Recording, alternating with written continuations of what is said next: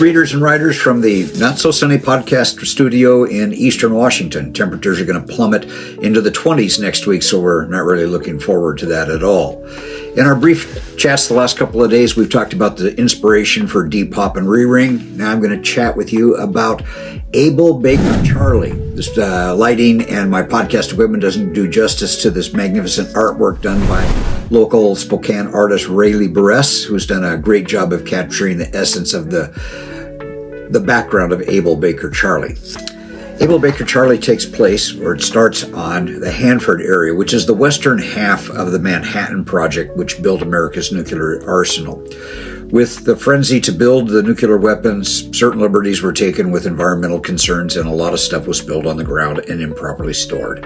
I worked at the vitrification plant next door to the leaky underground tanks, which are now safe at the present time. And it's just a great place for things to go wrong in your imagination. One of the things that did actually happen at the Hanford area was when the Department of Defense had their ironclad security.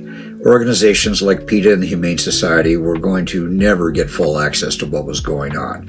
Various universities and governmental agencies conducted testing, animal testing, in some cases horrific animal testing. And the results of those make our service personnel safer in combat areas that might have chemical, biological, or radiological elements loose in the environment. So the sad trade-off is, yes, a number of animals were unfairly victimized, but in the ultimate goal, our service personnel are much safer. The truth of the matter is that a lab existed. It was basically purpose-built to study radiological, chemical, and biological actions on living tissue, and animals were the test subjects. In one particular lab, the lab crew went home for the night or the weekend, and when they came to work, they discovered that the chimpanzees had gotten out, and in keeping with the vernacular of the nuclear industry, they crapped up the lab with radiological, chemical, and drug substances, to the point where the only remedy was to send a tidal wave of dirt over the top of the lab, run bulldozers on top of that, crush the lab flat, pile more dirt on top of it, drive test wells into the entombed area, and then periodically sample for the radioactive decay for the medical substances that were in use. I worked with a technician, Sid, as a matter of fact, who was a technician inside that building. I worked with Chris, who worked for the Hanford Patrol, who had security details regarding the specific building. And I worked with Jocost, who had the unsavory task of unscrewing the well heads and running a probe down with the Radtex to sample the radioactive decay.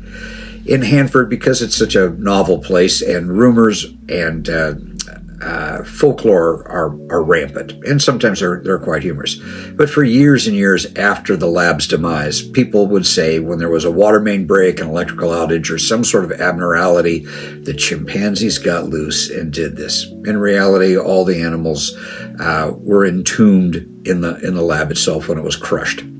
But it does make for an interesting story. And Able Baker Charlie starts out because, in my book, the chimpanzees did get out. As a special note to my dear friend Glenda in Alligator Point, Florida, yes, I did vacuum the floor of the podcast studio. As always, please hit the subscribe and follow buttons. Please note where you can purchase the books in hardback, paperback, e-reader, and audiobook form at the end of this. And as always, we'll see you between the pages. Thank you.